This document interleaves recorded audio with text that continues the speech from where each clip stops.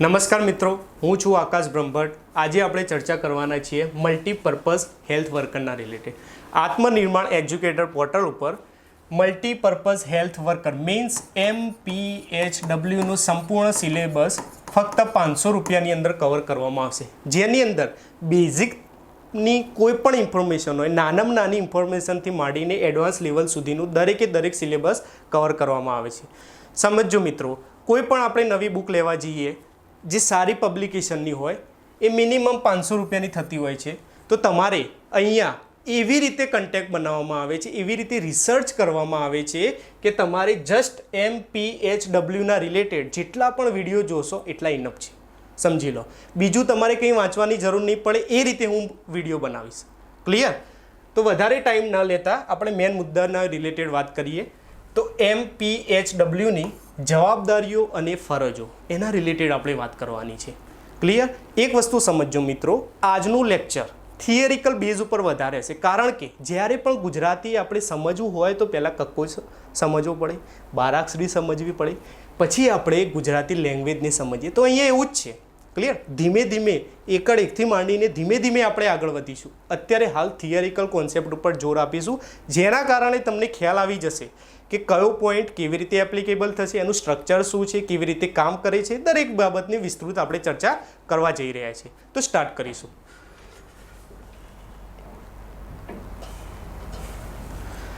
Okay, multipurpose health worker related તમને ખ્યાલ જ હશે કે આ સેવા શાના જોડે સંકળાયેલી છે?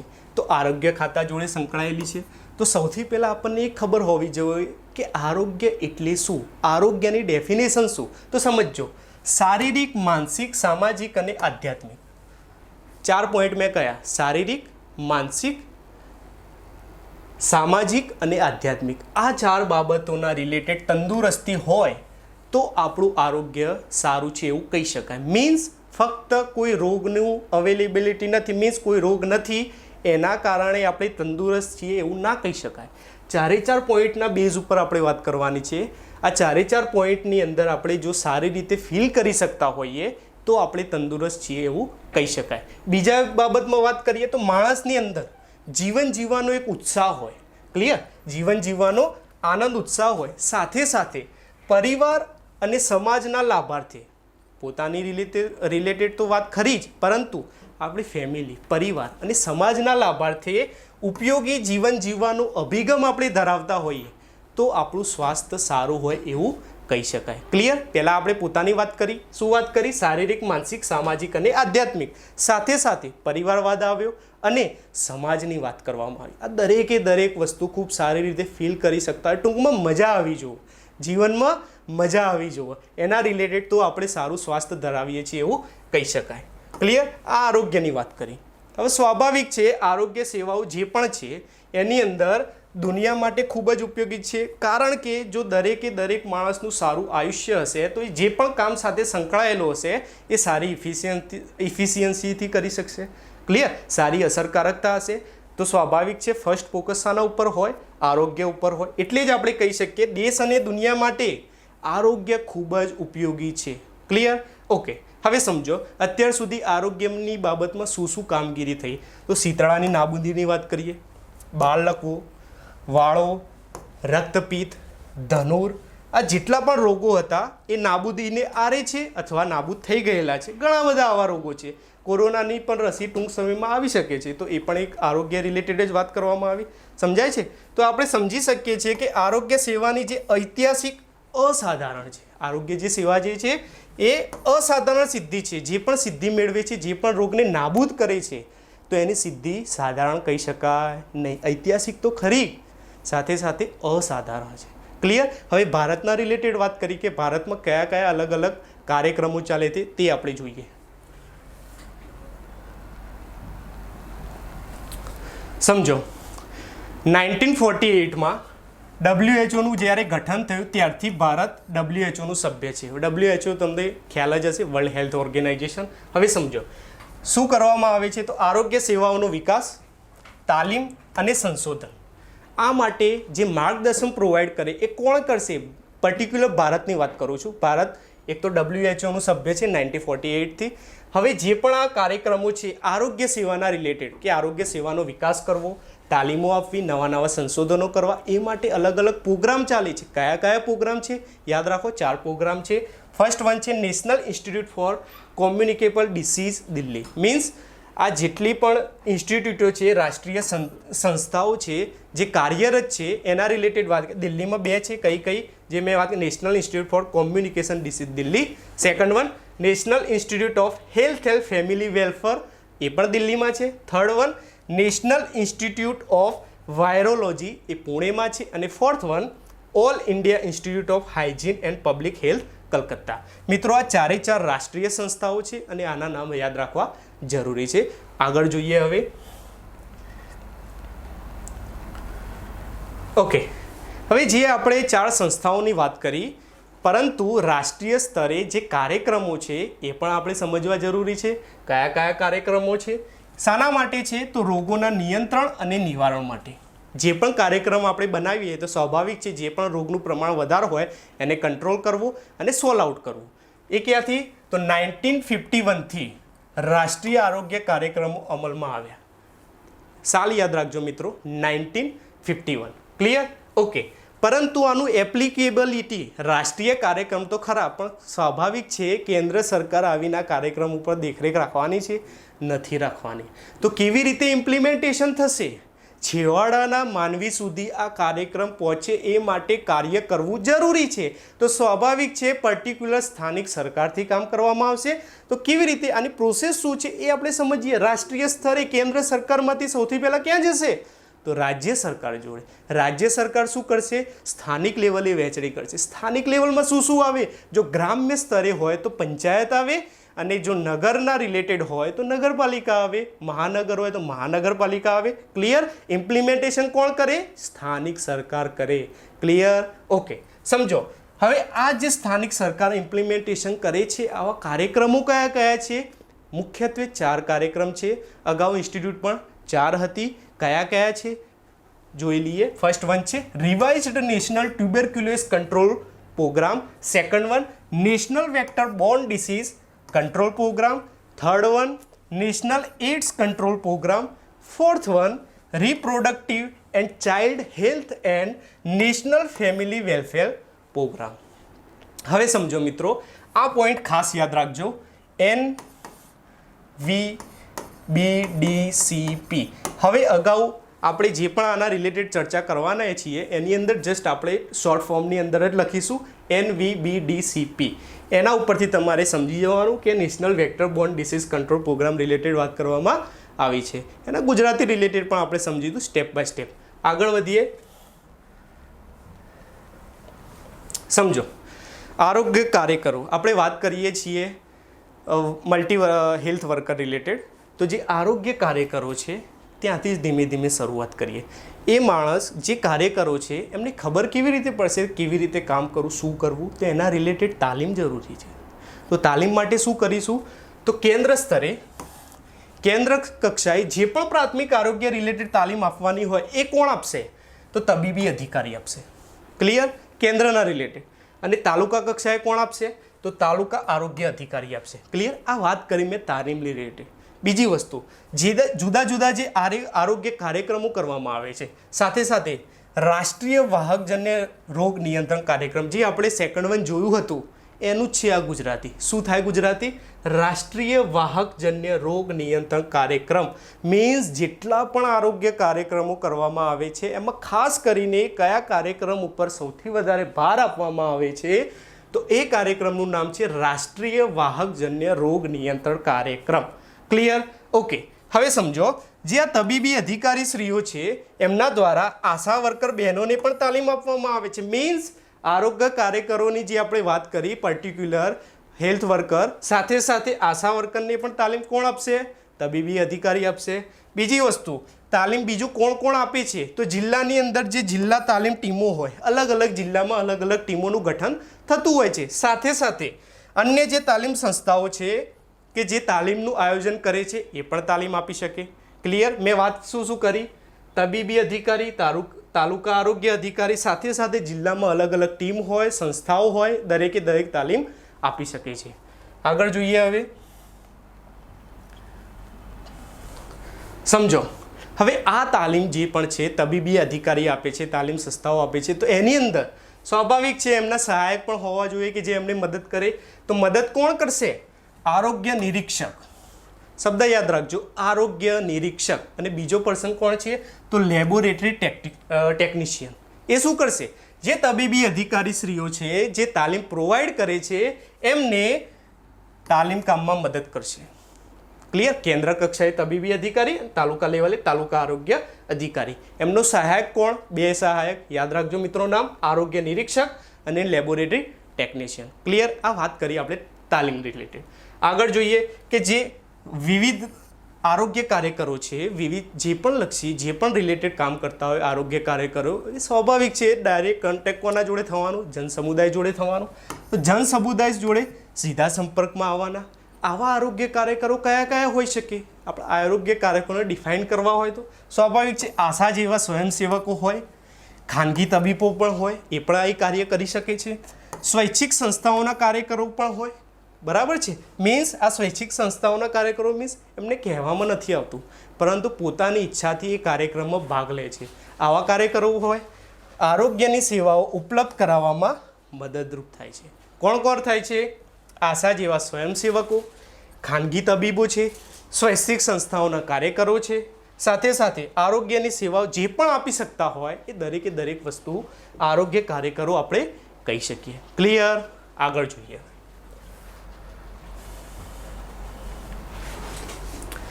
મેલેરિયાના રિલેટેડ આપણે વાત કરીએ કે મેલેરિયાના દર્દીઓનું સૌથી પહેલાં નિદાન થાય એ જરૂરી છે. નિદાન કેવી રીતે થાય એ સિસ્ટમ આપણે આગળ જોવાની છે. એક વસ્તુ સમજો, એક ઓવરવ્યૂની દ્રષ્ટિએ આપણે સમજવા જઈ રહ્યા છીએ. તો વહેલું નિદાન અને સમયસર સારવાર. નિદાન થાય, બરાબર, પોઝિટિવ આવી ગયો, પણ એમને સારવાર પણ આપવી જોઈએ. ક્લિયર? તો સમયસર સારવાર ખૂબ જ જરૂરી છે. એના માટે શું થશે? તો આશા જેવા જે પણ સ્વયંસેવકો છે એમની ભૂમિકા ખૂબ જ અગત્યની હોય છે, કારણ કે ડાયરેક્ટ જન સમુદાય જોડે કોન્ટેક્ટ કરે છે. ક્લિયર? તો જે પણ માણસો, જે પણ વર્ગ જન સમુદાય જોડે કોન્ટેક્ટ કરે છે તો એમના માટે એમની ભૂમિકા ખૂબ જ અગત્યની થઈ જાય છે. તો સ્વાભાવિક છે આશા બહેનો જે પણ છે જે ડાયરેક્ટ જન સમુદાય જોડે કોન્ટેક્ટ કરે છે એમના સાથે આરોગ્ય નિરીક્ષણ થકી જે જનજાગૃતિ અભિયાન છે અને ગંભીર દર્દીઓને રેફરલ સેવાઓ પહોંચાડવાની. મીન્સ જો પ્રથમ બીજા સ્ટેજમાં હોય, ખૂબ જ ગંભીર દર્દીઓ ના હોય તો એમના ઘરે સેવાઓ આપવાની. કેવી રીતે? જે જરૂરી નીતિ નિયમો હોય, ઔષધિઓ આપવાની એ પ્રમાણે. અને જો ગંભીર હોય તો નજીકની રેફરલ હોસ્પિટલમાં એમને મોકલવાના. ક્લિયર? જે તે નજીકની રેફરલ હોસ્પિટલ હોય એમને મોકલવાના. તો આ દરેકે દરેક કામ ખૂબ જ અગત્યનું છે. એના માટે સેવાઓ પહોંચાડવામાં આવે છે. તો એ માટે શું કરવું? આ જે ફિલ્ડ વર્કરો છે, આશા વર્કર કે આશા બહેનો જે પણ આપણે કહી શકીએ એમનું અને આરોગ્ય કાર્યકરો, આ બંને વચ્ચે પરસ્પર સહયોગ ખૂબ જ જરૂરી છે. કારણ કે જો સારી રીતે કામ કરવું હોય, સારી રીતે ઇમ્પ્લિમેન્ટેશન કરવું હોય તો આશા વર્કરો અને આરોગ્ય કાર્યકરો બંનેને સહયોગ જરૂરી છે. ક્લિયર? તો જ કામ સારી રીતે થશે. તો જે પણ ફિલ્ડ વર્કરો છે એમના જોડે કોલોબરેશન ખૂબ જ સારું હોવું જોઈએ. સમજાઈ ગયું? ઓકે. જો એ જ કહેવામાં આવે છે કે હકારાત્મક વ્યવહાર. ક્લિયર? જે વાત રજૂ કરવામાં આવે આશાબેનની જે જરૂરી હોય એ પ્રોવાઈડ કરવું પડે. જે આરોગ્ય કાર્યકરોએ આશા વર્કરો જોડે ખૂબ જ સારી રીતે વર્તન કરવું જોઈએ. એક શોર્ટ સમજી લેવાનું. ક્લિયર? હકારાત્મક અભિગમ. એક શબ્દ, હકારાત્મક અભિગમ અપનાવવો. આગળ જોઈએ. ક્ષેત્રીય કક્ષાએ. ક્ષેત્રીય કક્ષાએ મીન્સ લોકલ લેવલથી વાત કરીએ કે ઉપરના લેવલે કોઈ પણ જગ્યાએ પરસ્પર સહયોગ વગર કામ થઈ શકશે નહીં. તો એના માટે એક ટીમનું ગઠન પણ અનિવાર્ય છે કે જે દેખરેખ રાખશે. શાના ઉપર? કે આશા વર્કરો અને આરોગ્ય કાર્યકરો વચ્ચે સારી રીતે કામ થઈ રહ્યું છે કે કેમ, એની દેખરેખ કોણ રાખશે? એક ટીમ રાખશે. કોણ? ક્ષેત્રીય કક્ષાએ એક ટીમનું ગઠન થયું કે જોશે કે જે પણ કામ થયું છે એનું ઇમ્પ્લિમેન્ટેશન સારી રીતે થયું છે કે કેમ. એના રિલેટેડ પણ એક ટીમનું ગઠન કરવું જરૂરી છે. આવું કોણ કહે છે? નીતિ નિયમો કહે છે. સમજાઈ ગયું હું શું કહેવા માગું છું? કારણ કે એ ટીમ શું કરશે? એક તો આપણે વાત કરી તેમ પરસ્પર સહકાર. બીજી વસ્તુ કાર્યક્ષમતા. જે કાર્યક્ષમતાથી કામ થઈ રહ્યું છે એ યોગ્ય છે કે કેમ. અને ત્રીજી વસ્તુ તાલીમ. આ ત્રણે ત્રણનું મોનિટરિંગ કોણ કરશે? ક્ષેત્રીય કક્ષાની ટીમ. યાદ રાખજો, પરસ્પર સહયોગ, કાર્યક્ષમતા અને થર્ડ વન તાલીમ. ક્લિયર? આગળ જોઈએ હવે. ઓકે, હવે આ તાલીમના રિલેટેડ આપણે વાત કરીએ તો તાલીમ કેટલા દિવસની હોય છે? સૌથી પહેલો પ્રશ્ન તો પ્રેક્ટિકલી એક યાદ રાખજો, 2 દિવસ યાદ રાખજો, 2 દિવસની તાલીમ. અને પ્રત્યેક તાલીમની અંદર, પ્રત્યેક બેન્ચની અંદર 25 થી 30 તાલીમાર્થીઓનો સમાવેશ કરી શકાય. મીન્સ 30થી વધારે કરી શકાય નહીં. આ રૂલ છે. 2 દિવસની તાલીમ અને એક બેન્ચમાં 25 થી 30 સભ્યો. આગળ જોઈએ તાલીમની અંદર શું શીખવવામાં આવે છે, શું રજૂ કરવામાં આવે છે, શું વાત કરવામાં આવે છે. તો સમયસર વહેલું નિદાન થાય એ માટેની પ્રક્રિયા. બીજી વસ્તુ, સંપૂર્ણ સારવારને લગતી બાબતોને પ્રાધાન્ય આપવું. અને સાથોસાથ જે આરોગ્ય શિક્ષણ છે, કેવી રીતે કામ કરવું, આરોગ્ય રિલેટેડ જે પણ શિક્ષણ છે, જે બાબતો છે એના રિલેટેડ જણાવવામાં આવે છે. અને વાહક નિયંત્રણ જેવા વિષયોને પણ ઉચિત અગત્યતા આપી આરોગ્ય કાર્યકર તેમને સોંપેલ ફરજ યોગ્ય રીતે અદા કરે તે જરૂરી છે. શું વાત કરી મેં? એક તો સંપૂર્ણ સારવારના રિલેટેડ કોઈ પણ વાત, પર્ટિક્યુલર સંભવિત કોઈ પણ રોગ હોય એવું લાગે કે અહીંયા થઈ શકે તો પહેલું એનું નિદાન કરવું. નિદાન કેવી રીતે થાય? ટેસ્ટિંગ, બરાબર. નિદાન થઈ ગયું પછી સારવાર પ્રોવાઈડ કરવી. ક્લિયર? આરોગ્ય શિક્ષણના રિલેટેડ જે પણ બાબતો છે એના રિલેટેડ અવગત કરાવવા. આગળ શું વાત કરી કે જે ઉચિત વિષયો છે, વાહક નિયંત્રણ જેવા. મીન્સ એક કોઈ પર્સનને રોગ થયો છે ત્યાં સ્ટોપ થઈ જવો જોઈએ, એનો ફેલાવો અટકી જવો જોઈએ, એના રિલેટેડ એને કંટ્રોલ કેવી રીતે કરવા, નિયંત્રણ કેવી રીતે કરવા, એ બધું શીખવાડવામાં આવે છે તાલીમની અંદર. અને આરોગ્ય કાર્યકરની જે ફરજો છે, જે એમને કરવાની છે, એ ફરજો યોગ્ય રીતે કામ કરે છે કે કેમ, એના રિલેટેડ એમને અવગત કરાવવા જોઈએ. મીન્સ તમારે આ રીતે વર્તન કરવાનું છે એવું એમને સમજાવવાનું છે. સમજાઈ ગયું? તાલીમની અંદર આ દરેકે દરેક બાબતની ચર્ચા કરવામાં આવે છે. ઓકે, આપણે વાત કરી હતી ને આગળ, national vector borne disease control programme. આ ખૂબ જ મોટા પાયે ચાલી જાય, રાષ્ટ્રીય પ્રોગ્રામ છે, જેનું ગુજરાતી થાય રાષ્ટ્રીય વાહકજન્ય રોગ નિયંત્રણ કાર્યક્રમ. એના અંતર્ગત મલ્ટીપર્પઝ હેલ્થ વર્કર જેની આપણે એક્ઝામ આપવાના છીએ તો એમની ફરજો જવાબદારીઓ શું છે એની ચર્ચા કરીએ. સમજો, જ્યારે મેલેરિયાનો કંટ્રોલ કરવો હોય એ માટે જે જાણકારી છે, સામાન્ય જાણકારી, ઓવરવ્યૂ છે, એના રિલેટેડ પહેલાં આપણે ચર્ચા કરીશું. તો સ્વાભાવિક છે મેલેરિયા રોગ કેવી રીતે ફેલાય છે, તો 3 બાબતો જવાબદાર છે. કઈ 3 બાબતો? એક તો માનવ, એને આપણે શું કહીશું? હોસ્ટ કે પેરાસાઇટ એટલે કે એજન્ટ કે જેને થઈ ગયો છે ઓલરેડી. બીજો પોઈન્ટ કોણ? તો એલોફેલિસ મચ્છર કે જેના દ્વારા ફેલાય છે. અને ત્રીજો પર્યાવરણ, ખાસ કરીને ચોમાસાની અંદર આ બાબત જોવા મળે છે. તો એક પર્યાવરણ પરિબળ થયું. 3 પરિબળો ફરીથી, માનવ એટલે કે હોસ્ટ, પેરાસાઇટ અથવા કે એજન્ટ, સેકન્ડ વન એનોફિલિસ મચ્છર કે જે વાહક છે, અને થર્ડ વન પર્યાવરણ. હવે આપણે સમજીએ આ છે શું, કહેવા શું માગે છે. જો આપણે હોસ્ટની વાત કરીએ તો જે વ્યક્તિને મલેરિયા થયો હોય એને સૌથી પહેલાં સારવાર આપી, એને સાજો કરવો, એ હોસ્ટ થઈ ગયું. બીજી વસ્તુ, અને જે નિરોગી વ્યક્તિ છે, મીન્સ જેને મલેરિયા થયો નથી, એના રિલેટેડ શું કરવું? તો એને રક્ષણ પૂરું પાડવું. એને પણ મેલેરિયા ના થવો જોઈએ ને. એવું તો છે નહીં કે જેને મેલેરિયા થયો છે એના રિલેટેડ વાત કરી, એના રિલેટેડ જે પણ ઔષધિ હોય આપી, એવું નથી. જેને નથી થયું એને પણ સાચવવાનું છે, દરેક કામ કરવાનું છે. સાજો છે એને પણ સાચવવાનો છે, અને જેને થઈ ગયું છે એને સાજો કરવાનો છે. સમજાય છે? ઓકે, કેવી રીતે સાજો, કેવી રીતે સાચવવાનું, રક્ષણ કેવી રીતે પ્રોવાઈડ કરવાનું? તો સ્વાભાવિક છે, એક તો મચ્છરદાનીનો ઉપયોગ કરો, એવી વાત એમને જણાવવાનું કે મચ્છરદાનીનો ઉપયોગ કરો. બીજી વસ્તુ, જંતુનાશક દવાનો ટાઈમ ટુ ટાઈમ છંટકાવ કરો. હવે જંતુનાશક દવાનો છંટકાવ કેવી રીતે, એ બધી આપણે આગળ ચર્ચા કરવાની જ છે. અત્યારે વાત એક વસ્તુ સમજો, 2 બાબતો છે રક્ષણ માટે, મચ્છરદાનીનો ઉપયોગ અને જંતુનાશક દવાનો છંટકાવ. આગળ જોઈએ હવે પેરાસાઇટના સંદર્ભમાં. હોસ્ટની તો આપણે વાત કરી દીધી. પેરાસાઇટ એટલે મેલેરિયા ખાસ કરીને 2 પ્રકારે હોય છે. કયા? વાયવેક્સ અથવા ફાલ્સીપેરમ. તો જે પણ મેલેરિયાની રિલેટેડ વાત આવી, મીન્સ વાયવેક્સ છે કે ફાલ્સીપેરમ, એનું નિદાન કરવું. અને જે પણ નિદાન થાય એના પછી એને ઔષધિ પ્રોવાઈડ કરીને એને સાજો કરવો. આ વાત છે પેરાસાઇટમાં, મીન્સ ઔષધિ આપવાની, દવા આપવાની વાત કરવામાં આવી. થર્ડ વન, મેલેરિયા દ્વારા, જે મચ્છર દ્વારા જે રોગનો ફેલાવો થાય છે, મચ્છર એટલે વાહક, જે આપણે વાત કરી તે, જે રોગનો ફેલાવો થયો એને અટકાવવા માટે શું કરવું? તો મચ્છરની ઉત્પત્તિ ઘટાડવી. કેવી રીતે? સમજો. અથવા મચ્છર કરડવાથી રક્ષણ મેળવવું. ઓડોમોસ લગાવી શકો તમે. ક્લિયર? એક ટાઈપનું એ જ થયું કે મચ્છર કરડવાથી રક્ષણ મેળવ્યું. બરાબર? ઘરની અંદર જે ખૂણા ખાંચરા હોય ત્યાં હીટનો સ્પ્રે તમે મારી શકો. બરાબર? આ દરેક વસ્તુ એ જ થયું ને કે મચ્છર કરડવાથી રક્ષણ મેળવવું અથવા મચ્છરની ઉત્પત્તિ અટકાવી. ઉત્પત્તિ કેવી રીતે અટકાવાય?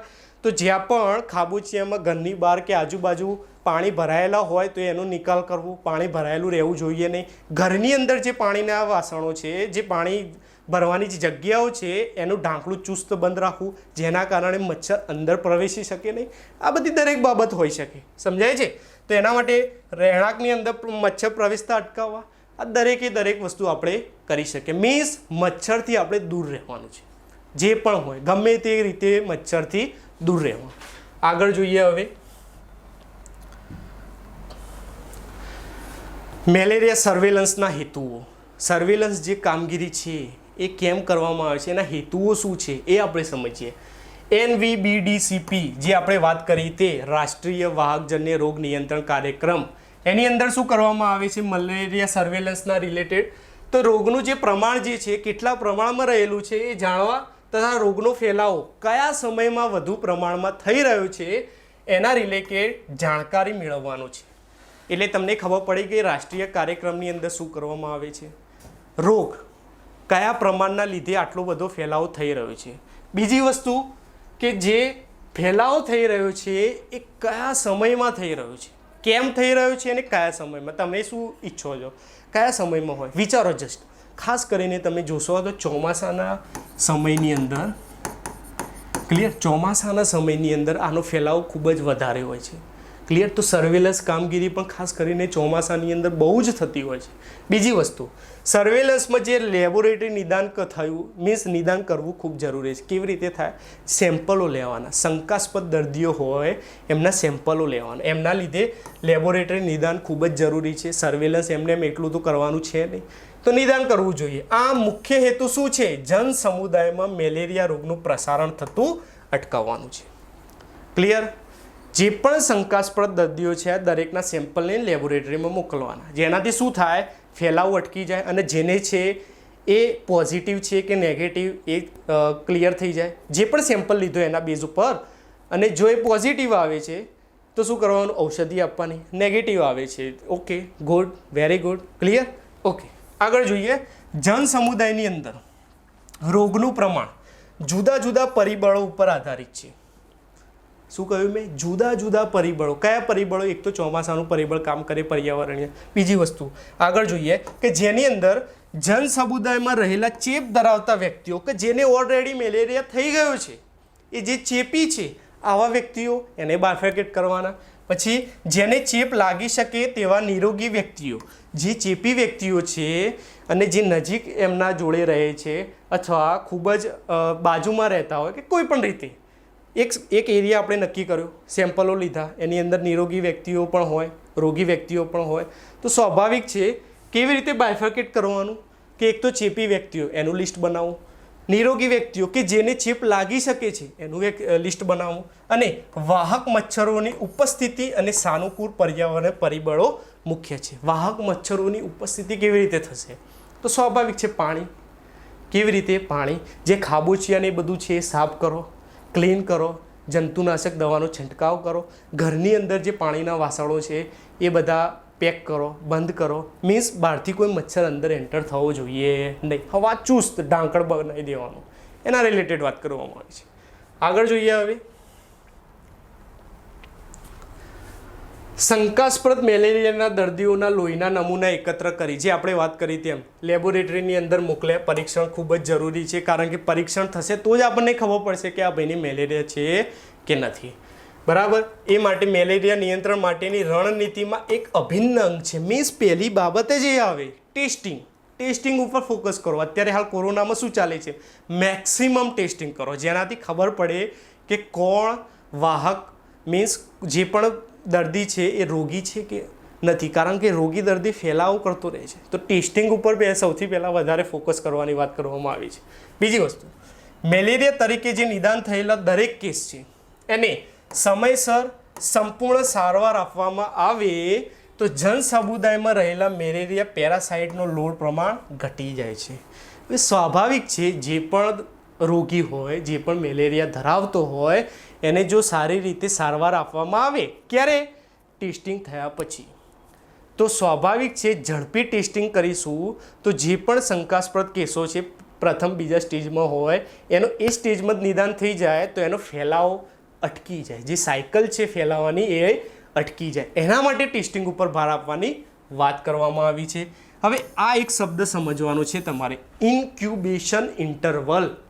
શું કહ્યું મેં? Incubation interval. તો આ શું છે સમજીએ કે મેલેરિયા પેરાસાઇટજન વજનના સંપૂર્ણ જીવનચક્ર, મીન્સ મેલેરિયા ફેલાવાનું જે જીવનચક્ર છે આખું, એ જીવનચક્ર રિલેટેડ આપણે વાત કરવાની છે. કેવી રીતે? જોઈએ સમયગાળો કે જે મેલેરિયા પેરાસાઇટની વૃદ્ધિ માનવામાં આવે છે.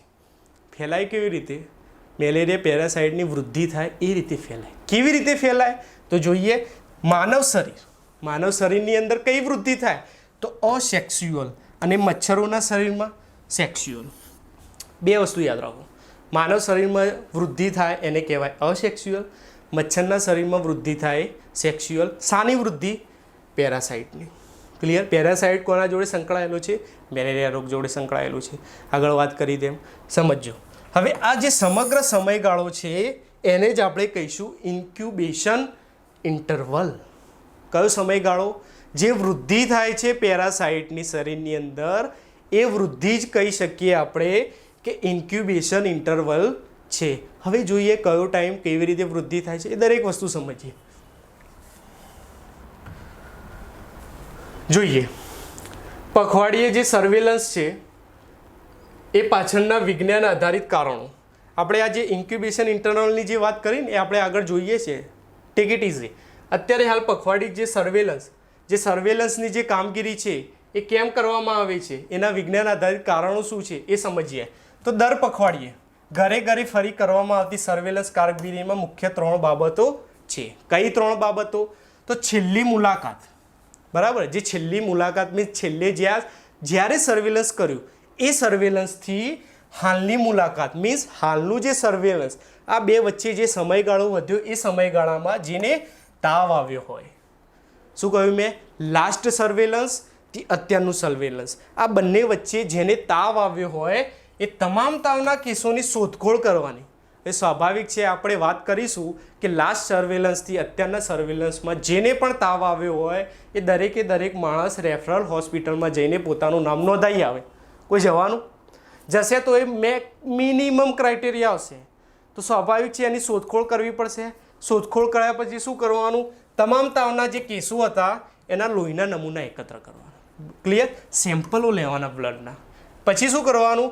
શોધી કાઢેલ જે તાવના કેસો છે એને મલેરિયા વિરોધી ઔષધિથી સારવાર આપવી, મીન્સ દવા આપવી કે એમની મલેરિયા મટી જાય. ક્લિયર? શોધખોળ, પછી ટેસ્ટિંગ અને પછી દવા. ક્લિયર? ઓકે. આગળ જોઈએ પખવાડિયે જે સર્વેલન્સ છે એ મેલેરિયા રોગના ફેલાવાના કારણે તથા પરિબળો વગેરેને ધ્યાને લઈને કરવામાં આવે છે. મીન્સ આ કયા પરિબળો હોય તમે જોશો તો સર્વેલન્સ ખાસ કરીને ચોમાસામાં કરવામાં આવે. ક્લિયર? શિયાળામાં પણ કરવામાં આવે છે, અમુક ટાઈમે પણ ખાસ કરીને ચોમાસામાં કરવામાં આવે છે. તો એ શું થયું? પરિબળોને ધ્યાનમાં લઈને આપણે સર્વેલન્સ કર્યું. તો એના રિલેટેડ વાત કરવામાં આવે છે કે જે મેલેરિયા રોગનો અથવા કોઈ એરિયામાં વધારે પડતા કેસ આવી ગયા મેલેરિયાના તો પણ સર્વેલન્સ થઈ શકે. તો આ ઘણા બધા પરિબળો કામ કરે છે. સર્વેલન્સનો કોઈ નિશ્ચિત ટાઈમ હોતો નથી. જ્યારે યોગ્ય લાગે, જ્યારે અમુક કારણોના લીધે, અમુક પરિબળોના લીધે સરકારને એવું લાગે કે સર્વેલન્સ કરવું છે તો કરી શકાય. સમજાયું? આગળ જોઈએ હવે. ઓકે, જેમ આપણે આગળ વાત કરી હતી ને મેલેરિયાના ફેલાવાના રિલેટેડ 2 પોઈન્ટ મેં વાત કરી હતી કે મેલેરિયા કયા ટાઈપના હોઈ શકે. એક છે પ્લાઝ્મોડિયમ વાઇવેક્સ. ક્લિયર? ઇન્ક્યુબેશન ઇન્ટરવલ જે આપણે વાત કરી હતી તે મેલેરિયાની વૃદ્ધિ. શાની વૃદ્ધિ? સમજો. શાની વૃદ્ધિ? પેરાસાઇટની વૃદ્ધિ. મેં વાત કરી હતી ને કે આગળ આપણે ચર્ચા કરવાના છીએ. તો પેરાસાઇટની વૃદ્ધિ, જે ઇન્ક્યુબેશન જે ઇન્ટરવલ છે એ 2 પ્લાઝ્મોડિયમ અને શું વાત કરી મેં? ફાલ્સીપેરમ. મેલેરિયાનું ટેસ્ટિંગ થયું, નક્કી થયું ફાલ્સીપેરમ છે કે પ્લાઝ્મોડિયમ છે. ઇન્ક્યુબેશન ઇન્ટરવલની વાત કરીએ આપણે, જે પેરાસાઇટની વૃદ્ધિ છે એ. તો કયો હોય છે? તો ઇન્ક્યુબેશન ઇન્ટરવલ જ્યારે પ્લાઝ્મોડિયમ વાઇવેક્સની વાત કરીએ તો 22 દિવસનું હોય છે. સમજાયું? અને ફાલ્સીપેરમની વાત કરીએ તો 35 દિવસ હોય છે. આ આંકડો યાદ રાખવાનો છે. ઇન્ક્યુબેશન પીરિયડ પ્લાઝ્મોડિયમ વાઇવેક્સની અંદર 22 દિવસ અને ફાલ્સીપેરમમાં 35 દિવસ. હવે સ્વાભાવિક છે 22 દિવસે વૃદ્ધિ થઈ જવાની, અહીંયા 35 દિવસે વૃદ્ધિ થઈ જવાની. તો એના પહેલાં મેલેરિયાનું નિદાન થઈ જાય, મીન્સ ટેસ્ટિંગ થઈ જાય, ખબર પડી જાય કે આને મેલેરિયા છે, તો દવા આપી દે તો એને મટી જવાનો. ક્લિયર? એટલે કહેવામાં આવે છે કે રેપિડ ટેસ્ટ કરો, ઝડપી ટેસ્ટ કરો. ઝડપી નિદાન થઈ જાય તો આની જે સાયકલ છે ફેલાવાની, વૃદ્ધિ થવાની, એ બંધ થઈ જાય, બ્રેક થઈ જશે. તો આ જ વાત કરવામાં આવી છે, સમજી લો.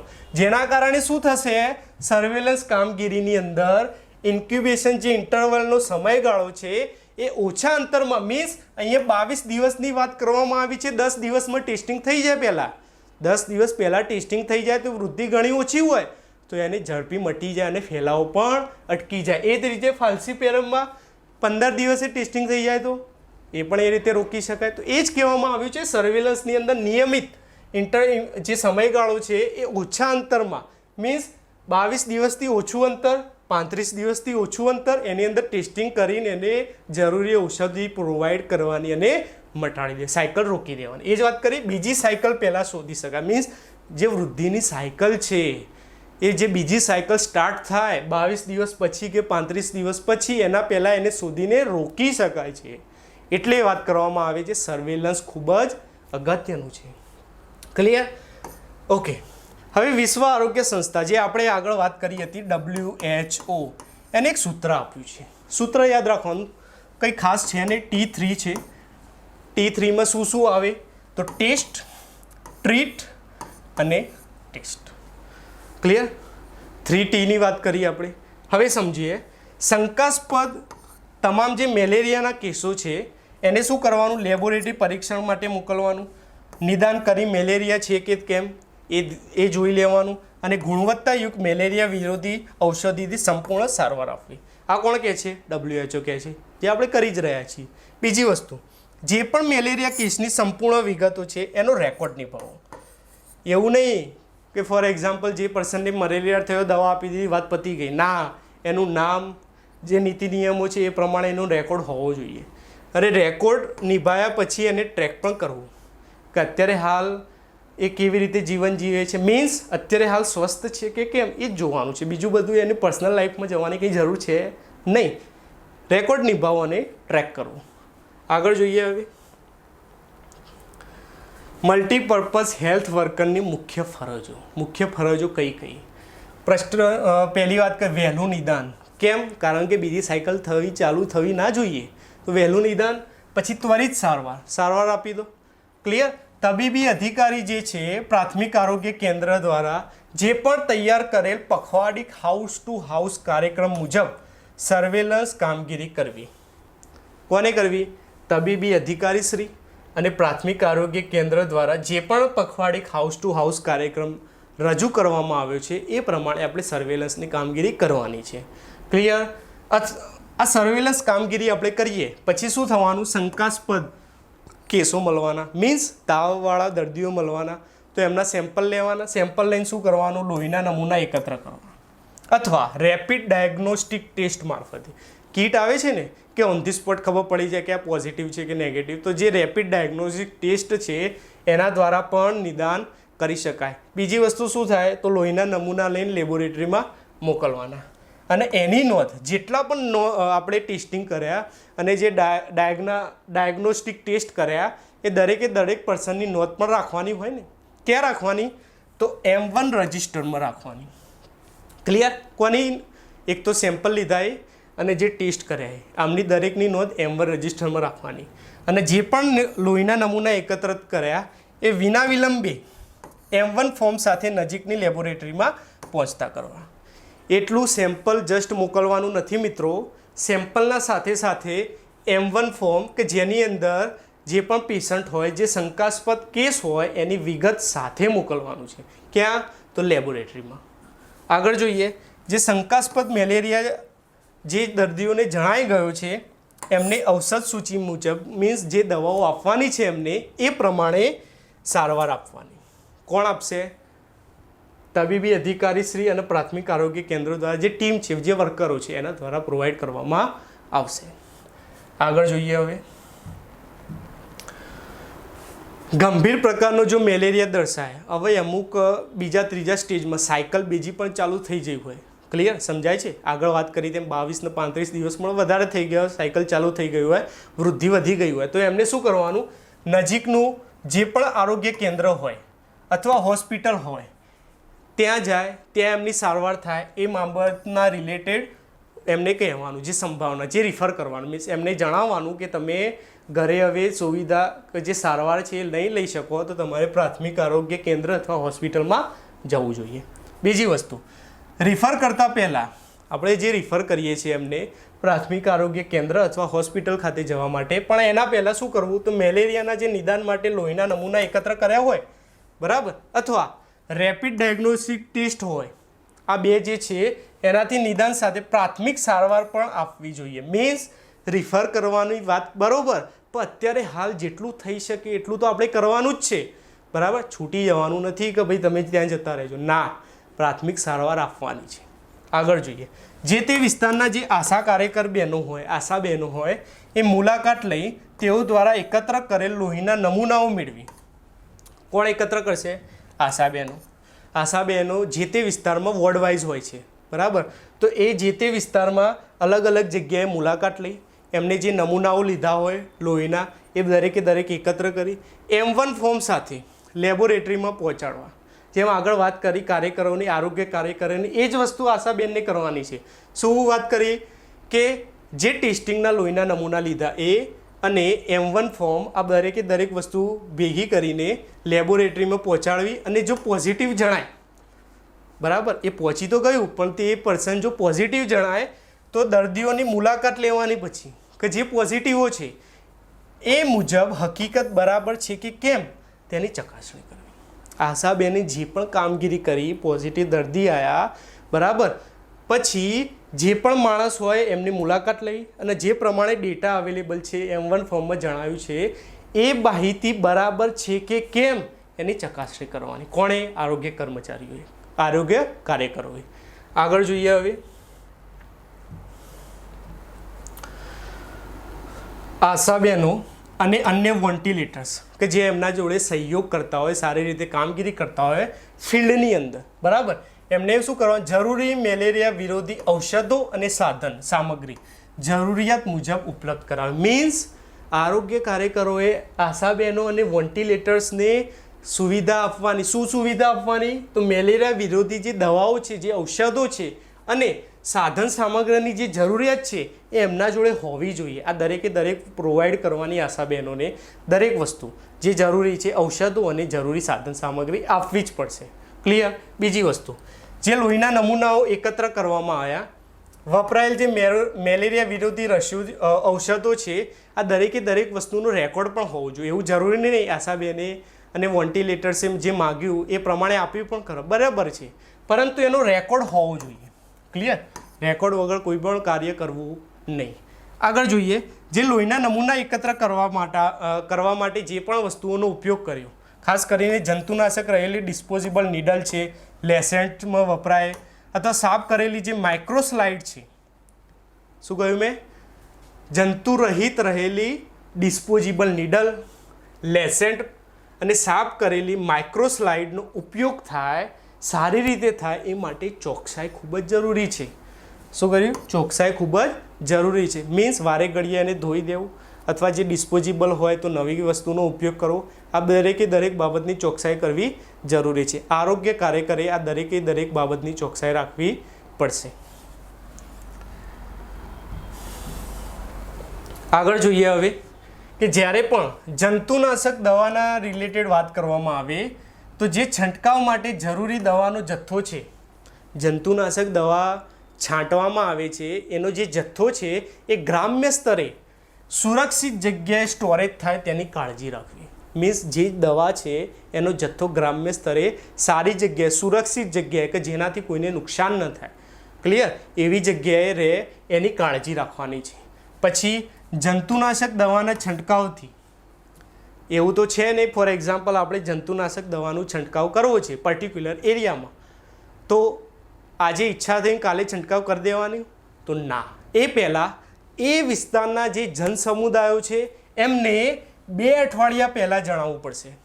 મીન્સ આજે મારો વિચાર આવ્યો તો એમને જણાવવું પડશે કે 2 અઠવાડિયા પછી તમારા એરિયામાં જંતુનાશક દવાનો છંટકાવ થવાનો છે, મિનિમમ 2 અઠવાડિયા. ક્લિયર? હવે જ્યારે પણ છંટકાવ કામગીરી થાય, બરાબર, 2 અઠવાડિયાની વાત કરી, પછી 2 અઠવાડિયા પછી છંટકાવની જે જંતુનાશક દવા છે એના છંટકાવની કામગીરી થઈ. હવે જ્યારે પણ આ કામગીરી થાય ત્યારે ટીમ સાથે રહી, જે પણ ટીમ હોય જે જંતુનાશક દવા છાંટતી હોય એ ટીમ જોડે રહેવાનું. બીજું શું કરવાનું? ઓરડાની અંદર છંટકાવ થાય અને માર્ગદર્શક અનુસાર થાય તેની ખાતરી કરવી. મીન્સ જે ઘરની અંદર છંટકાવ થઈ રહ્યો છે એમાં કોઈ પણ ખૂણો બાકી રહેવો જોઈએ નહીં. એ દરેક વસ્તુ આવશે, બરાબર. આમાં જસ્ટ ઓરડાના રિલેટેડ લખ્યું છે, પણ એક વસ્તુ સમજો, ઘરની અંદર દરેક ખૂણામાં છંટકાવ થવો જરૂરી છે.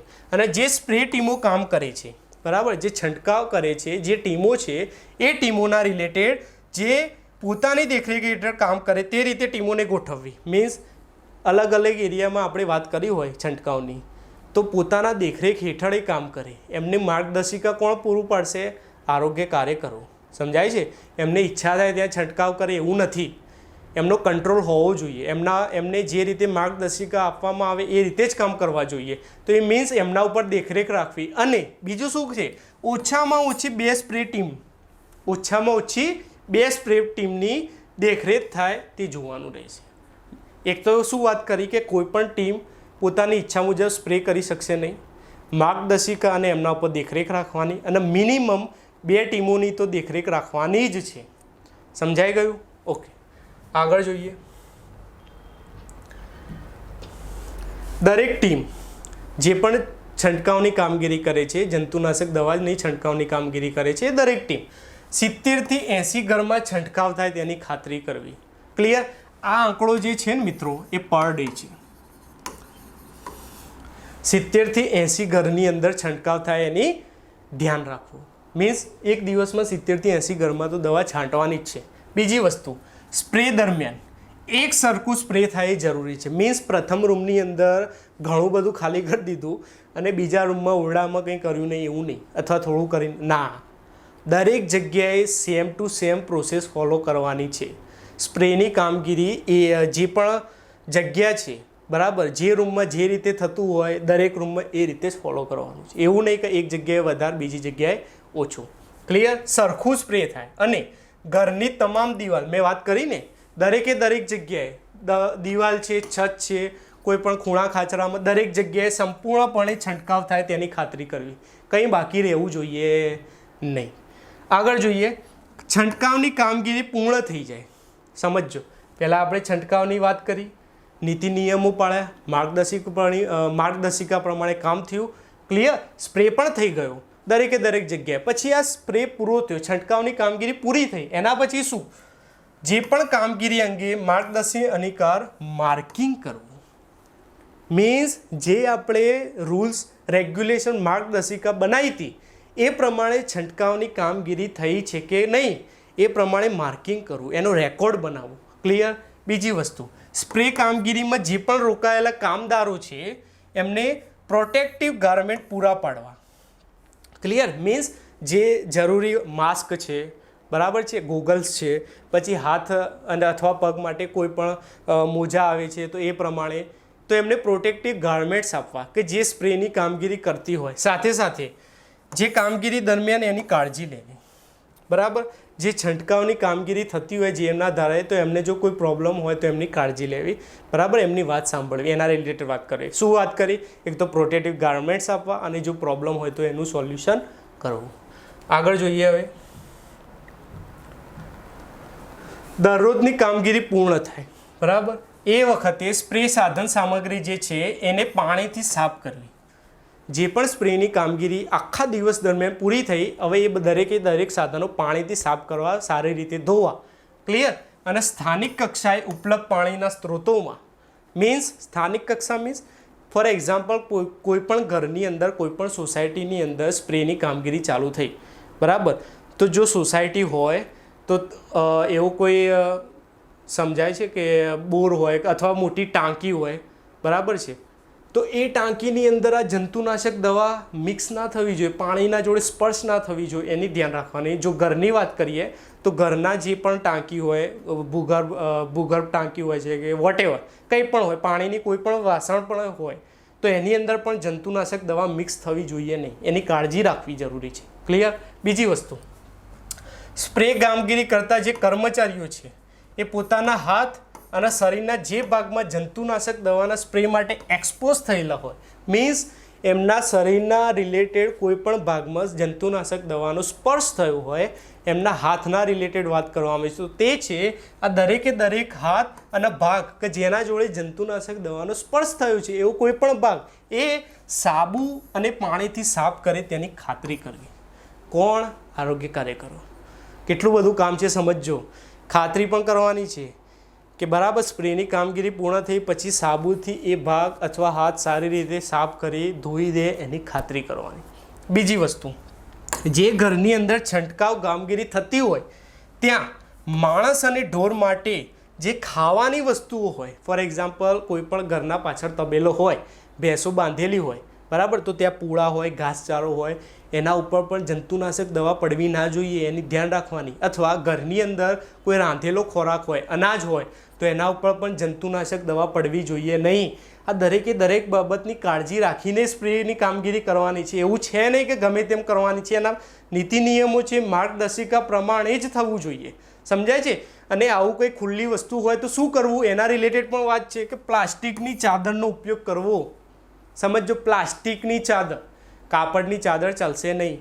પ્લાસ્ટિકની ચાદર, એવો કોઈ ખુલ્લો એરિયા હોય અથવા એવું કોઈ અનાજ હોય ઢોરના રિલેટેડ કે માનવના રિલેટેડ કે જે ઢાંકી શકાય એવું ના હોય, તો પ્લાસ્ટિકની ચાદરનો ઉપયોગ કરો, એના ઉપર પ્લાસ્ટિકની ચાદર રાખી દેવાય, પછી સ્પ્રેની કામગીરી કરવાની રહેશે.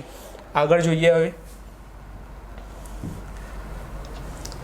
સુપિરિયર ફિલ્ડ વર્કરો જે છે, જે સારામાં સારું કામ કરે છે, સારી રીતે કામ કરે છે, આવા સુપિરિયર ફિલ્ડ વર્કરો પોતાની ડેલી ડાયરી યોગ્ય રીતે નિભાવે અને તેમાં વપરાયેલ જે પણ જંતુનાશક દવા જે છે જે ડે દરમિયાન વપરાઈ, એ વસ્તુની વિગત દરેક દર્શાવવાની રહેશે અને તેની ખાતરી કરવાની રહેશે. કોણ કરશે?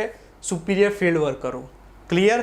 પોતાની ડેલી ડાયરીની અંદર જે પણ જંતુનાશક દવાઓ વપરાય એ દરેકની વિગતો એડ કરશે. બીજી વસ્તુ, દરરોજ જે છંટકાવ થયેલા ઘરો છે, રૂમ છે, ના પાડેલ ઘર છે, મીન્સ કોઈ એવા પણ ઘર હોય જે આપણે વાત કરીએ કે જંતુનાશક દવાનો છંટકાવ કરવો જરૂરી છે, પરંતુ એવું ઈચ્છે કે મારે નથી કરવું, મારે યોગ્ય છે નહીં, મને યોગ્ય લાગતું નથી, મારે ઘરની અંદર જંતુનાશક દવાનો છંટકાવ નથી કરાવવો, તો શું લોકશાહી છે? કરી શકે, બિલકુલ કરી શકે. તો આ બધા જે બાબતો, આ જે ઘરો આવે એને શું કહેવાય? ના પાડેલ ઘરો. બીજી વસ્તુ, બંધ ઘરો હોય તો તાળું તોડીને તો જવાય નહીં. સમજાય છે? તો આ જે બંધ ઘરો હોય, આ વગેરેની માહિતી નિયત પત્રકમાં નિભાવી, મીન્સ એક દિવસની અંદર જેટલા ઘરો છાંટ્યા. બીજી વસ્તુ, જેને ના પાડી. ત્રીજી વસ્તુ, જે ઘર બંધ હોય, આ દરેક વસ્તુની વિગતો દર્શાવવી જરૂરી છે. ના પાડેલ અને જો બંધ ઘરોનું પ્રમાણ વધારે હોય, સમજો, ના પાડેલ અને બંધ ઘરોનું પ્રમાણ વધારે હોય તો શું કરવું? તો મોપિંગ એપ ઓપરેશન દ્વારા વધુ કવરેજ હાંસલ કરવાનો પ્રયત્ન કરો. મેક્સિમમ કામગીરી થાય એ માટે સતત પ્રયત્નશીલ રહેવાનું છે મિત્રો. ક્લિયર? મેક્સિમમ કામગીરી કરવાની છે. બીજી વસ્તુ, છંટકાવની અંદર જે આવરેલા દરેક ગામનો રિપોર્ટ છે એ તૈયાર કરો.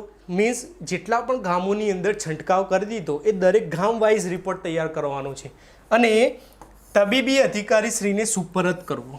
કોને રિપોર્ટિંગ કરવાનું? તબીબી અધિકારી શ્રીને. આગળ જોઈએ હવે.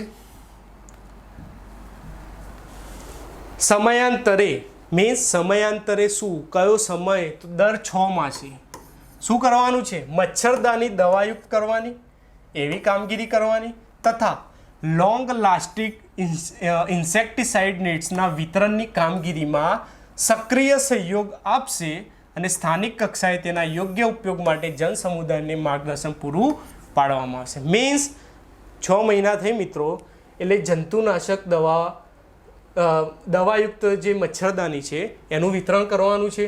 સાથે સાથે લોંગ લાસ્ટિંગ ઇન્સેક્ટિસાઇડ નેટ છે એનું વિતરણ કરવાનું છે. એ સારી રીતે વિતરણ થાય, સારી રીતે કામગીરી થાય એના માટે સહયોગ પ્રોવાઈડ કરવાનો. ક્લિયર? ઓકે, આગળ જોઈએ હવે કે બિહેવિયર ચેન્જ કોમ્યુનિકેશન, જે આપણે આગળ વાત કરીને ના પાડેલ ઘર. જંતુનાશક દવાઓ છંટકાવવા માટે માણસ તૈયાર થતો નથી, એને ના પાડી. હવે એનું બિહેવિયર મીન્સ એ નાની હા કેવી રીતે પડાવવી. ક્લિયર? કારણ કે આપણે મેક્સિમમ કાર્ય કરવાનું છે, તો એના માટે શું શું પગલાં લઈ શકાય સમજીએ. વર્તમાનની અંદર ફેરફાર લાવવા માટેનો પ્રચાર પ્રસાર અને જનજાગૃતિ માટેની પ્રવૃત્તિઓ સમજીએ. મલ્ટીપર્પઝ હેલ્થ વર્કર દ્વારા મેલેરિયા તેમજ વાહકજન્ય રોગોના લક્ષણો, તેની સારવાર અને અટકાયત, એના પગલાં વિશે જન સમુદાયને માહિતગાર કરવાના. અત્યારે હાલ આપણે જે કામગીરી કરી રહ્યા છીએ કે જે પણ રાષ્ટ્રીય કાર્યક્રમ ચાલે છે એની અંદર વાહકજન્ય રોગોના જે લક્ષણો છે, બરાબર, એની સારવાર માટે આપણે શું કરીએ છીએ, અટકાયત માટે શું કરીએ છીએ, આ દરેકે દરેક વસ્તુ જન સમુદાયને કહેવાની, એને માહિતગાર કરવાના. એમને ખબર પડવી જોઈએ કે રાષ્ટ્રીય સ્તરે આટલો મોટો કાર્યક્રમ ચાલે છે, આવી સારી કામગીરી થઈ રહી છે, તો એમને એક વિશ્વાસ પેદા થશે આરોગ્ય કાર્યકરો ઉપર. બરાબર. તેમજ બીજું શું કે જે સગર્ભા બહેનો છે અને બાળકો છે એની અંદર આ રોગનું પ્રમાણ ખૂબ જ વધારે છે. આ પણ એ વસ્તુ સમજાવવાની જરૂર છે. બરાબર, કે જેના કારણે કોઈ પણ ઘરની અંદર જે ના પાડતા હોય એમાં જો સગર્ભા બહેનો અથવા બાળકો હોય તો એ હા પાડી દે, એ જંતુનાશક દવાઓ છંટકાવવા માટે તૈયાર થઈ જાય. ક્લિયર? તો આ દરેકે દરેક બાબતો જન સમુદાયને જણાવવી પડશે. ક્લિયર? બીજી વસ્તુ, વાહક નિયંત્રણના પગલાઓ જે મચ્છરોના નાશ માટે છે. બરાબર, આ દરેકે દરેક બાબતો જે છે ને મિત્રો, એ વાહક નિયંત્રણ, જે નિયંત્રણના પગલાઓ છે ને, સમજો, એ મચ્છરોના નાશ માટે નથી, પરંતુ શાના માટે છે? રોગના ફેલાવા પર અંકુશ મેળવવા માટે, કંટ્રોલ કરવા માટે. ક્લિયર? કંટ્રોલ કરવાની જ વાત કરવામાં આવી છે, મચ્છરોના નાશ રિલેટેડ વાત કરવામાં આવી. વિધાન વાક્ય એક્ઝામની અંદર પૂછી શકાય કે વાહક નિયંત્રણના રિલેટેડ જે પગલાઓ લેવામાં આવે છે એ મચ્છરોના નાશ માટે છે. હવે દેખીતી રીતે વાક્ય વાંચીએ તો આપણને યોગ્ય પણ લાગે, પણ રિયાલિટીમાં એવું છે નહીં. ક્લિયર? તો શું છે? તો રોગના ફેલાવા પર અંકુશ મેળવવા માટે છે, અને આ બાબત આપણે જન સમુદાયને જણાવવાની છે. ક્લિયર? આગળ જોઈએ.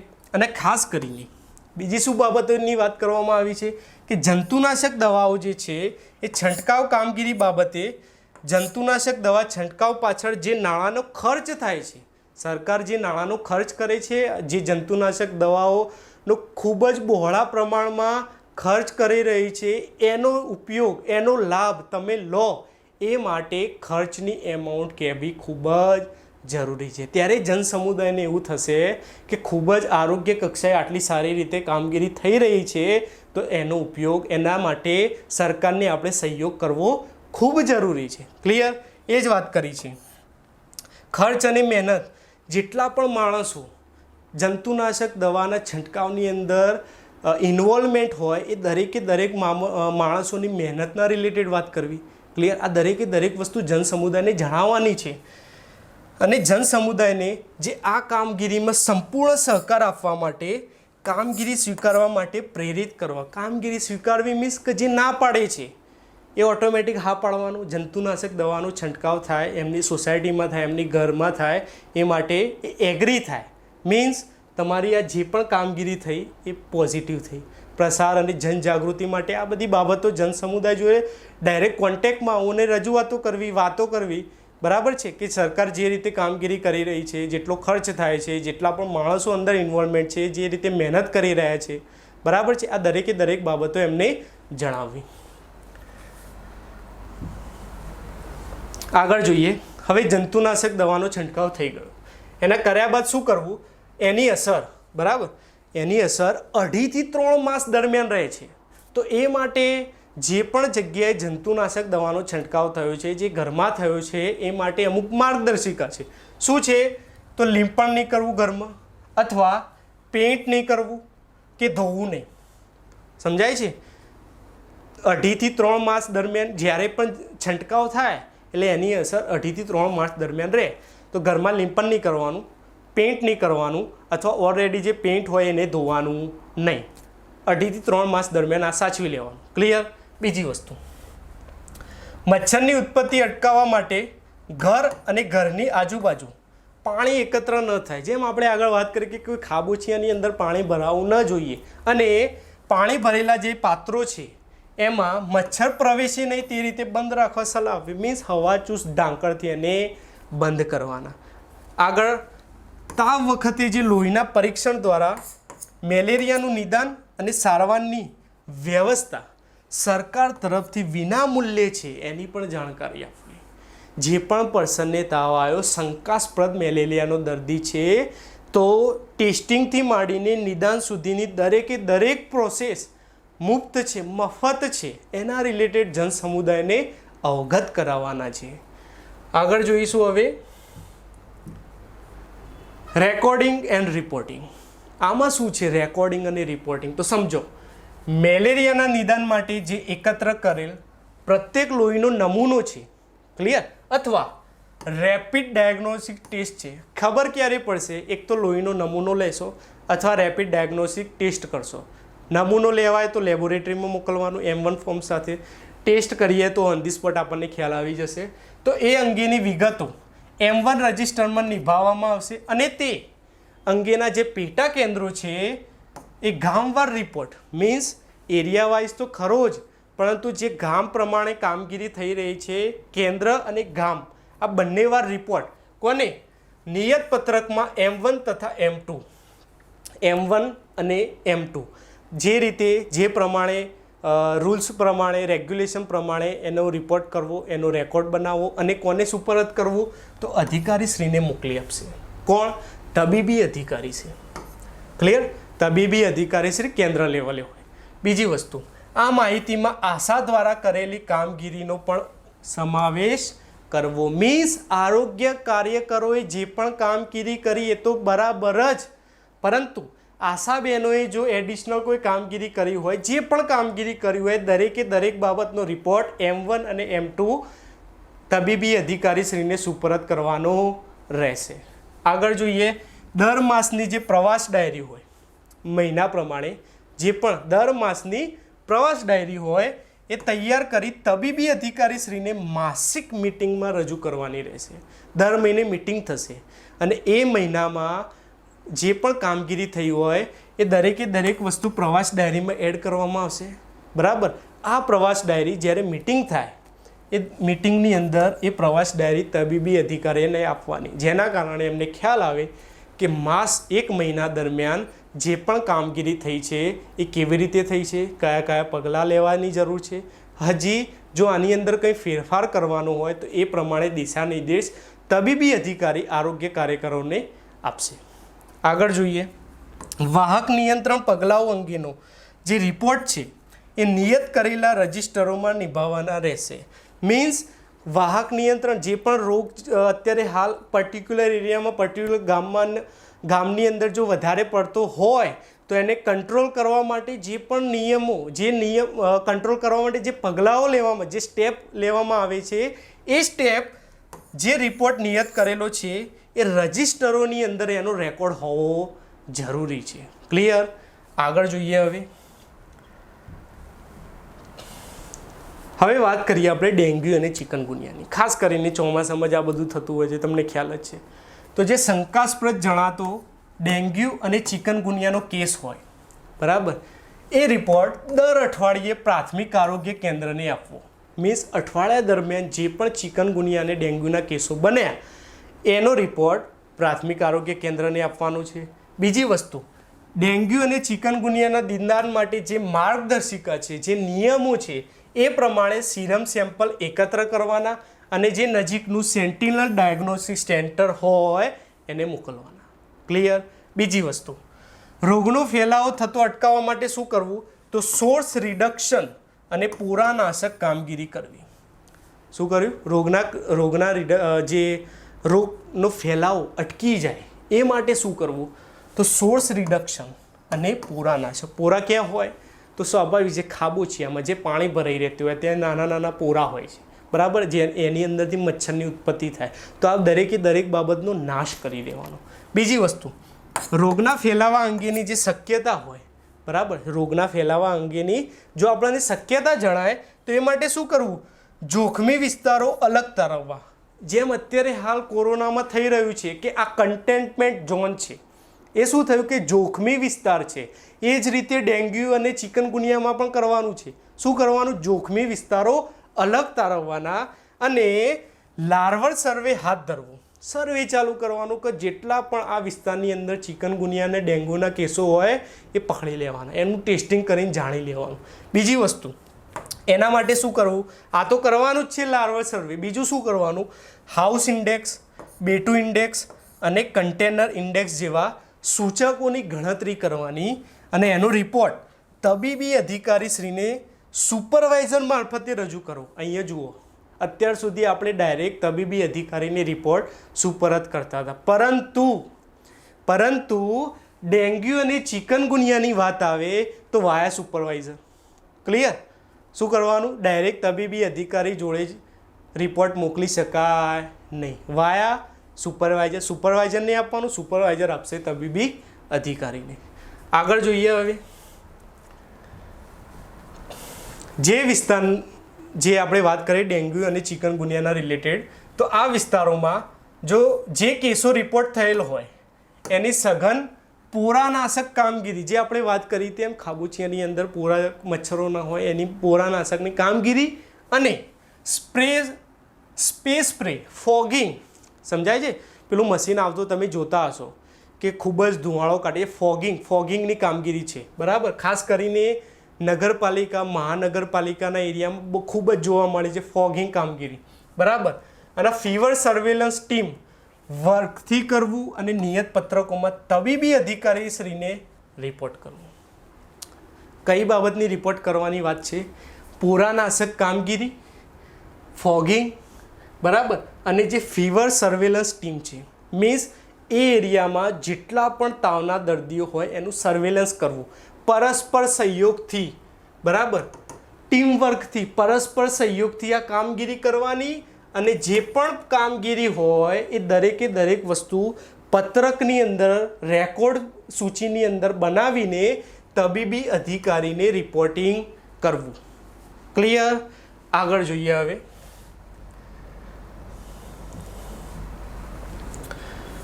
રાષ્ટ્રીય વાહકજન્ય રોગ નિયંત્રણ કાર્યક્રમની અંદર આશાની ભૂમિકા, મીન્સ આશા વર્કરની ભૂમિકા, આશા બહેનની ભૂમિકા શું છે પર્ટિક્યુલર રાષ્ટ્રીય વાહકજન્ય રોગ નિયંત્રણ કાર્યક્રમની અંદર? તો આપણે સમજીએ. સૌથી પહેલે વાત કરીએ કે વહેલું નિદાન, ટેસ્ટિંગ. ક્લિયર? પછી અસરકારક સારવાર. સ્વયંસેવક પાસે આવા તમામ તાવના કેસો હોય એના લોહીના નમૂના એકત્ર કરવાના અને રેપિડ ડાયગ્નોસ્ટિક કિટથી તપાસ કરવી. શું કરવાનું? એક ટેસ્ટ કરવાનું અને લોહીના નમૂના એકત્ર કરવા. જે કિટથી પોઝિટિવ માણસ જણાય, ઓન ધી સ્પોટ ખબર પડી ગઈ કિટથી કે આ માણસ પોઝિટિવ છે, તો શું કરવાનું? ઔષધ સૂચિમાં દર્શાવ્યા મુજબ સારવાર આપવી, દવા આપી દેવાની. બીજી વસ્તુ, જો ટેસ્ટમાં નેગેટિવ આવે, પોઝિટિવ આવે તો દવા આપી દીધી, પણ ટેસ્ટમાં નેગેટિવ આવે તો પૂરું ના. એનું શું કરવાનું? સેમ્પલ લેવાનું, લોહીનું સેમ્પલ લેવાનું અને M1 ફોર્મ સાથે લેબોરેટરીમાં મોકલવાના. મીન્સ જો પોઝિટિવ આવે તો દવા, નેગેટિવ આવે તો M1 ફોર્મ સાથે લેબોરેટરીમાં મોકલવાના. ક્લિયર? એ માણસને છોડવાનું તો નથી જ. આગળ જોઈએ લેબોરેટરી પરીક્ષણમાં પછી જે પણ મેલેરિયા માલુમ પડે, બરાબર, તો એ મેલેરિયા કયા પ્રકારનો છે એની ખાતરી કરવાની. મીન્સ મેલેરિયા જોઈ લીધો, સમજી લીધો, પછી કયા પ્રકારનો છે એની ખાતરી કરવાની. અને ખાતરી કરીએ એટલે સ્વાભાવિક છે ઔષધ સૂચિ પ્રમાણે એને દવા આપવાની જ હોય. ક્લિયર? આગળ જોઈએ કોઈ પણ જો ગંભીર દર્દી છે, બરાબર છે, તો એના માટે શું કરવું? નજીકની હોસ્પિટલ કે જ્યાં સારવારની સુવિધા ઉપલબ્ધ હોય એને રિફર કરવું. ક્લિયર? સ્વાભાવિક છે જે પર્સનની ઘરે ટ્રીટમેન્ટ ના થઈ શકે તો એને નજીકની હોસ્પિટલ માટે રિફર કરવું, બરાબર. બીજી વસ્તુ, જો કોઈ સગર્ભા બહેન હોય અને એને તાવ આવે તો એમનું લોહી રેપિડ ડાયગ્નોસ્ટિક કિટથી પરીક્ષણ કર્યા બાદ શું કરવાનું? કિટથી પરીક્ષણ કરવાનું ઓન ધી સ્પોટ. એના પછી નજીકના આરોગ્ય કેન્દ્રમાં રિફર કરવા. ક્લિયર? પોઝિટિવ આવે કે નેગેટિવ એ બધી બાબતની ચર્ચા નથી. પહેલાં ટેસ્ટ કરવાનો અને નજીકમાં જે આરોગ્ય કેન્દ્ર હોય તે એમને મોકલવાના. બીજી વસ્તુ, ગામમાં જો તાવના કેસો અસાધારણ વધારો નોંધાય, પર્ટિક્યુલર ગામ હોય કે એરિયા હોય, જો એની અંદર તાવના કેસોમાં ખૂબ જ વધારો નોંધવામાં આવ્યો હોય તો આશા વર્કર, આશા બહેન શું કરશે? મલ્ટીપર્પઝ હેલ્થ વર્કર અને તબીબી અધિકારીશ્રીને તેની જાણ કરશે. આગળ મેં વાત કરી હતી મિત્રો, આશા બહેનો અને મલ્ટીપર્પઝ હેલ્થ વર્કર જોડે પરસ્પર સહયોગ ખૂબ જ જરૂરી છે. ક્લિયર? કારણ કે ફિલ્ડની અંદર ખાસ કરીને આશા બહેનો જ કામ કરતી હોય છે. તો જે પણ એરિયાની અંદર તાવના કેસો સતત વધતા હોય તો આશા બહેન મલ્ટીપર્પઝ હેલ્થ વર્કર અને તબીબી અધિકારીને જાણ કરશે. અને જે તાવના દર્દીઓ છે બરાબર, એમના લોહીના નમૂના લેતી વખતે સલામતી અને સૂચવેલ તમામ બાબતો ધ્યાનમાં રાખવી. જે નીતિ નિયમો છે એ નીતિ નિયમો પ્રમાણે ફોલો કરીને એમના સેમ્પલ લેવાના, લોહીના નમૂના લેવાના, પછી કામગીરી જે પ્રમાણે થતી હોય એ કરવાની. શું થતી હોય તો સ્વાભાવિક છે લેબોરેટરીમાં મોકલવાની વાત છે. આગળ જોઈશું. હવે ગામની અંદર જંતુનાશક દવાનો છંટકાવની કામગીરી થતી હોય તો તેમાં મહત્તમ કવરેજ અને ગુણવત્તા હાંસલ કરવા મલ્ટીપર્પઝ હેલ્થ વર્કરને મદદ કરવી. જ્યારે પણ જંતુનાશક દવાની કામગીરી થતી હોય તો સ્વાભાવિક છે એ ટાઈમે આશા વર્કર બેન હશે નહીં, કારણ કે એ મેન કામ કોનું છે? તો મલ્ટીપર્પઝ હેલ્થ વર્કર.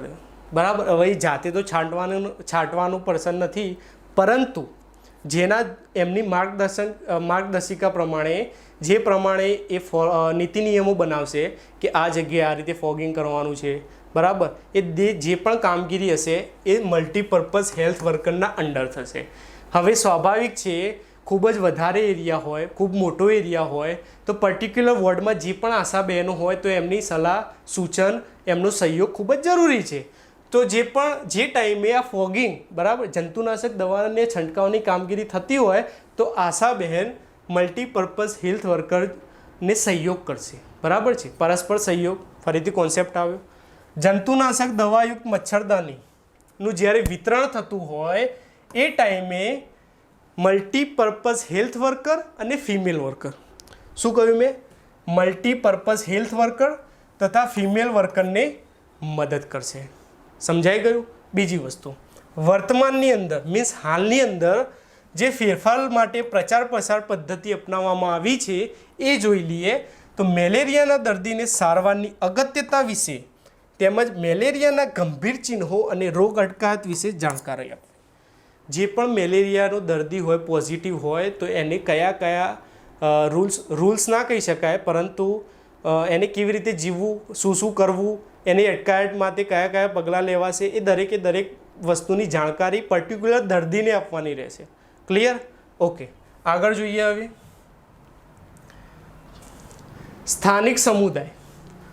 સ્થાનિક સમુદાયને રોગના ચિહ્નો, સારવાર અને અટકાયત તથા વાહક નિયંત્રણ પગલાઓ વિશે જાણકારી આપવી. જે પણ એરિયામાં, જે પણ વોર્ડમાં આશા બહેન કામ કરતા હોય એમને, જે પણ સ્થાનિક સમુદાય હોય એમને શું કહેશે કે જે પણ રોગના ચિહ્નો દેખાય તો એની સારવાર અને અટકાયત માટે જે પગલાં લેવાના હોય એના રિલેટેડ માહિતગાર કરશે.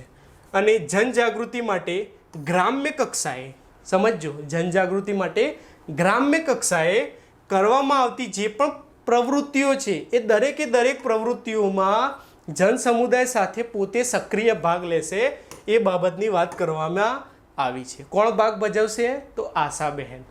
આગળ જોઈએ માહિતીની નિભાવણી અને રિપોર્ટિંગ. શું વાત કરી? માહિતીની નિભાવણી અને રિપોર્ટિંગ. તો M1 ફોર્મની અંદર જે આપણે ચર્ચા કરી એ પ્રમાણે તાવના કેસોની વિગતો તો નોંધી જ. ક્લિયર? અને એ નિયત સમય જે પણ વિગતો નોંધી આપણે એ નિયત સમયે મલ્ટીપર્પઝ હેલ્થ વર્કરને પૂરી પાડવી. આશા વર્કર બહેન M1 ફોર્મની અંદર તાવની વિગતો નોંધશે અને જ્યારે પણ જરૂરી લાગે નિયત સમય મીન્સ એ સમય કોણ નક્કી કરશે તો મલ્ટીપર્પઝ હેલ્થ વર્કર જ્યારે પણ ડેટા માગશે એ ટાઈમે આશાબહેન એ ડેટા પ્રોવાઈડ કરશે. બીજી વસ્તુ જે જરૂરી દવાઓ છે બરાબર છે અને અન્ય સાધન સામગ્રી આગળ વાત કરી હતી એ પ્રમાણે દવાઓ અને સાધન સામગ્રી મલ્ટીપર્પઝ હેલ્થ વર્કર પાસેથી મેળવી લેવાની રહેશે. કોને? આશાબહેનને. એવું જરૂરી નથી કે જ્યારે પણ દવાનો જથ્થો ઘટી જાય એ ટાઈમે મલ્ટીપર્પઝ હેલ્થ વર્કર અથવા તબીબી અધિકારીને ખ્યાલ આવી જાય. રાત્રે કંઈ સપનું તો આવવાનું છે નહીં બરાબર છે તો જણાવવું પડશે અને જે પણ દવા વપરાઈ એનો નિયત પત્રકની અંદર રેકોર્ડ હશે તો રેકોર્ડ બતાવી દેવાનો. એ પ્રમાણે મલ્ટીપર્પઝ હેલ્થ વર્કર અને તબીબી અધિકારી જોડેથી એમને દવાનો જથ્થો અને જરૂરી સાધન સામગ્રી લેવાની રહેશે. બીજી વસ્તુ આ જે પણ જથ્થો લેવામાં આવે એ મિનિમમ 1 મહિના સુધી ચાલે એટલો હોવો જોઈએ. ક્લિયર? ઓકે, આગળ જોઈએ હવે તાલીમ. જે આપણે વાત કરી તાલીમના રિલેટેડ, તાલીમ કેમ આપવામાં આવે છે, તાલીમના હેતુઓ શું છે? તો જ્યારે પણ તાલીમ પૂરી થશે એ ટાઈમે મલ્ટીપર્પઝ હેલ્થ વર્કરે કેવો હોવો જોઈએ, કેવો થશે એના રિલેટેડ આપણે વાત કરીએ.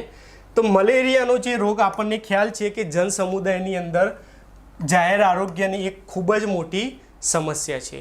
તો એના રિલેટેડ જે રોગના ચિહ્નો છે અને લક્ષણો છે એના આધારે શંકાસ્પદ જે મેલેરિયાના કેસો છે એને ઓળખી લેશે. જ્યારે તાલીમ પૂરી થશે ને એટલે પર્ટિક્યુલર હેલ્થ વર્કર લક્ષણો અને ચિહ્નોના આધારે શંકાસ્પદ મેલેરિયાના કેસને ઓળખી લેશે. પાતળું અને ઘટ્ટ લોહી આના અલગ અલગ નમૂના તૈયાર કરશે. એ બેઝ ઉપર રેપિડ ડાયગ્નોસ્ટિક ટેસ્ટ કરવા ઓન ધી સ્પોટ પહેલાં ટેસ્ટ તો કરી જ લેવાનું છે, પછી લેબોરેટરીમાં એ સેમ્પલ જશે. ક્લિયર? બીજી વસ્તુ શંકાસ્પદ અને નિદાન થયેલ જે તમામ મેલેરિયાના કેસો છે એને ઔષધ સૂચિમાં જે પ્રમાણે દવા આપવાની વાત છે એ પ્રમાણે સારવાર આપશે. ક્લિયર? આગળ જોઈએ હવે તાવના કેસો જે છે બરાબર અને આપેલ સ્ટોકની જે માહિતી છે એનું રેગ્યુલર જે રેકોર્ડ હોય, નિભાવણી મીન્સ રેકોર્ડ હોવો જોઈએ રેગ્યુલર, અને પછી તબીબી અધિકારીને આપવાનો રહેશે. ગંભીર પ્રકારના જે મેલેરિયાના કેસો છે એમના માટે યોગ્ય જગ્યાએ રિફર કરવા. યોગ્ય જગ્યાએ મીન્સ પર્ટિક્યુલર પ્રાથમિક આરોગ્ય કેન્દ્ર અથવા હોસ્પિટલ. મેલેરિયા રોગનો જે ફેલાવો છે એના અટકાવવા માટે જન સમુદાયને યોગ્ય જાણકારી આપવાની. આગળ વાત કરીએ એ પ્રમાણે કે કોઈ પણ નજીકના એરિયામાં ગંદકી ના હોવી જોઈએ, સ્વચ્છતા હોવી જોઈએ, પાણી કોઈ ખાબોચિયામાં ભરાયેલું ના હોવું જોઈએ, ઘરની અંદર જે પાણીના સાધનો છે બરાબર એના ઢાંકણું હવાચુસ્ત બંધ રાખવું જેના કારણે બહારથી કોઈ પણ મચ્છરે પાણીના સંપર્કમાં આવે નહીં. સ્વ બચાવ માટેના પગલાઓ લેવા બરાબર છે. લોકોને પ્રેરિત કરવા કે કેવી રીતે મેલેરિયાથી બચી શકાય અને જંતુનાશક દવાના છંટકાવ દરમિયાન મહત્તમ કવરેજ હાંસલ કરવા લોકોનો સહકાર મેળવવો. જે આમાં આગળ વાત કરી તે પ્રમાણે કે જે પર્સન દવાનો છંટકાવ પોતાના ઘરમાં કરવા ના માગતો હોય તો એ બાબતે આપણે શું વાત કરી કે સરકાર કેટલો ખર્ચ કરે છે, કેટલા માણસો આમાં કામગીરી કરે છે, એ દરેક બાબતો આપણે વાત કરીએ જન સમુદાયને. તો સ્વાભાવિક છે જન સમુદાયને એવું થવાનું કે આરોગ્યલક્ષી આટલા બધા સારી કામગીરી થઈ રહી છે તો કેમ આપણે સરકારને સહયોગ ના કરી શકીએ. ક્લિયર મિત્રો? ઓકે મિત્રો, અહીંયા જવાબદારી અને ફરજો પૂરું થાય છે. જય હિન્દ, જય ભારત, વંદે માતરમ.